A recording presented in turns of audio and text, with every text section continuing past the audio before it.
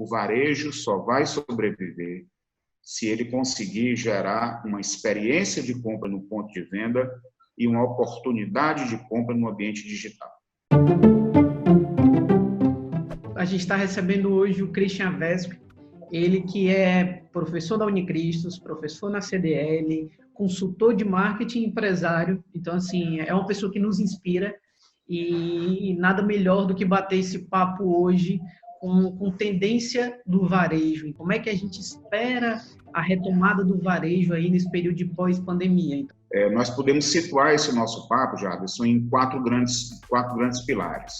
Tá? O primeiro pilar, acabou-se essa história de comércio ou então um grande varejo físico de um lado e um varejo digital de outro. Isso acabou-se. A gente tem um único varejo.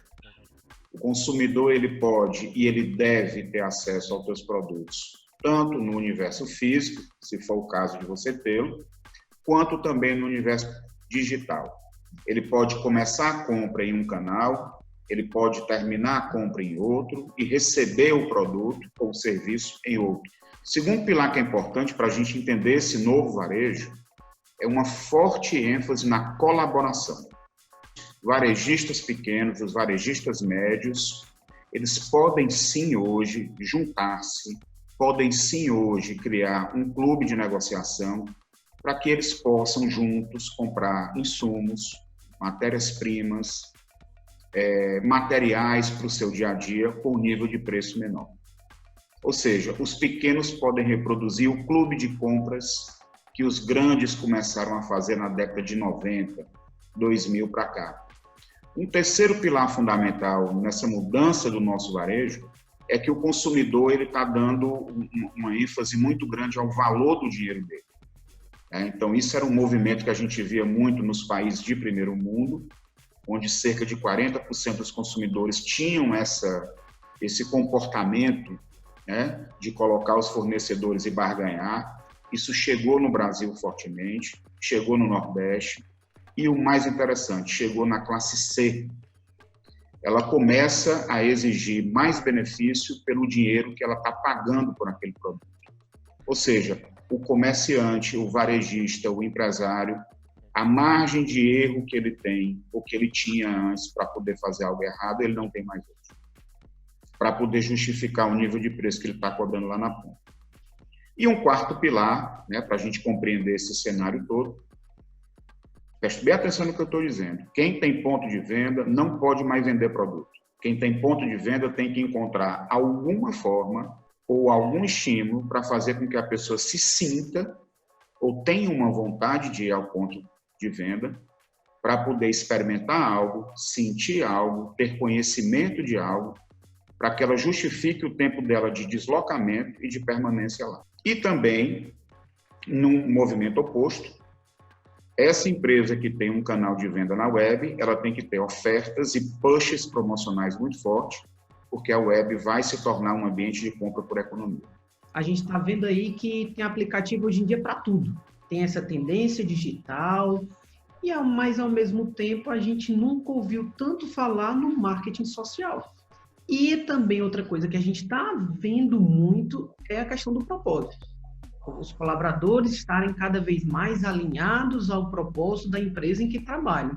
Como é que você vê essa relação de ser mais digital, de certa forma mais colaborativo, com o propósito da empresa bem desenhado nos colaboradores? Como é que você vê essa relação de tudo isso acontecendo ao mesmo tempo, procurando sempre de forma mais humana? As empresas que investem em propósitos, em causas, elas vão além da venda de um produto.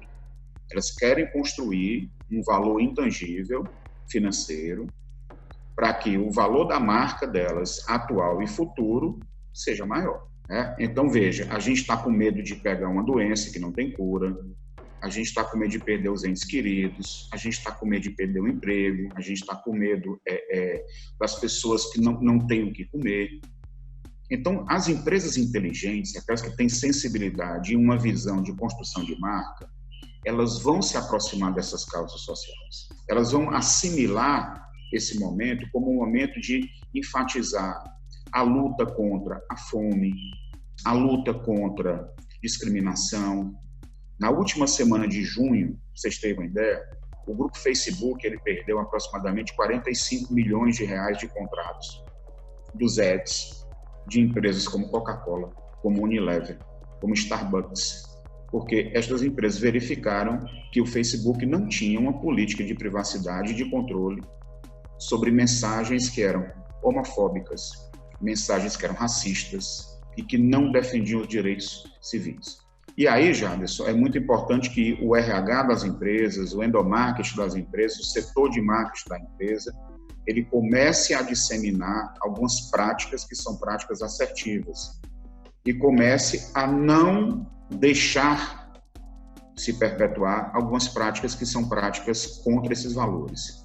Isso começa desde o recrutamento, seleção das pessoas, a progressão de carreira. Algumas empresas americanas, por exemplo, de alta tecnologia, que você deve conhecer, como Oracle, dentre outras, um dos critérios de progressão de carreira é a adesão a princípios civilizatórios. Uau! Né? Isso em Maracanaú vai demorar um pouquinho. Como é que você vê esses gestores de marketing que estão aí hoje no mercado tentando motivar essa galera interna? Como é que você vê esses eventos? Vou te dizer aqui, a gente antes fazia várias convenções para motivar, para gerar venda, lembrando das metas, do objetivo da empresa. Como é que você vê esse pessoal de marketing nesse período agora pós-pandemia? E a gente sabe que, historicamente, o varejo brasileiro, as empresas de serviços brasileiros, por uma questão de centralização, de cultura organizacional muito hierarquizada, de controle na alta direção, ela sempre, ou quase sempre, direcionou os esforços não para conscientizar, mas para motivar. Então, historicamente, a empresa que vocês criaram, outras empresas correlatas, elas entraram muito nas convenções, elas entraram muito nas reuniões mensais de vendas, no sentido motivacional. Só que agora a gente está num momento muito importante que a gente tem que ter ferramentas de conscientização e ferramentas de motivação. Porque não adianta você ter um propósito, um marketing de causas que você disse, sem conscientizar. Porque se você tiver um marketing de causas falando que o movimento LGBTQI+, é um movimento honesto, ok, que você defende o amor, e o seu funcionário lá na ponta, no outro dia, sorrir e fizer uma brincadeira com um casal de homossexuais, não vai adiantar de nada. Vocês têm que ter instrumentos que sejam de conscientização e de motivação. E aí vai uma dica.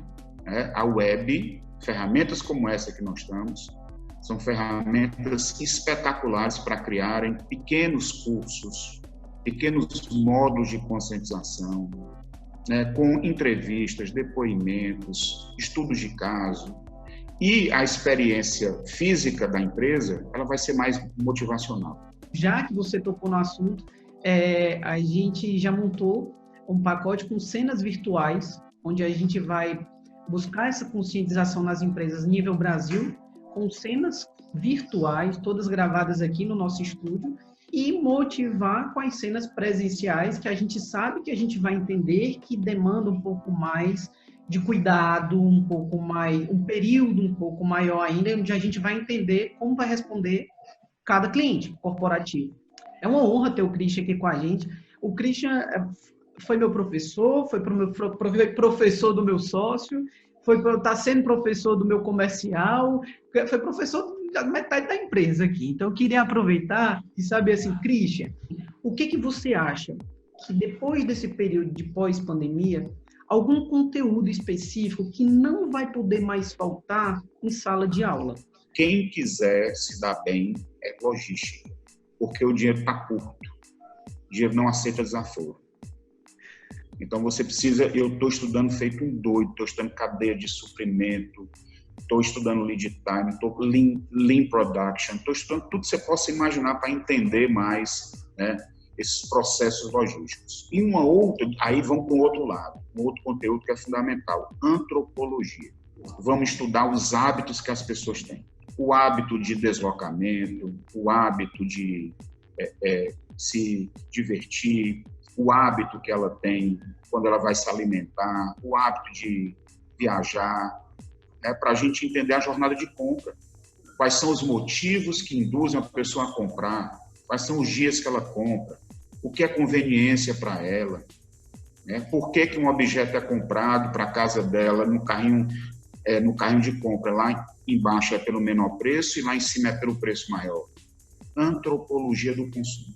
Além dessas dicas que você já deu, teria algum outro que você quisesse deixar aqui voltado para esse nosso meio corporativo? Dê sentido às coisas que você faz. Não pense somente em dinheiro.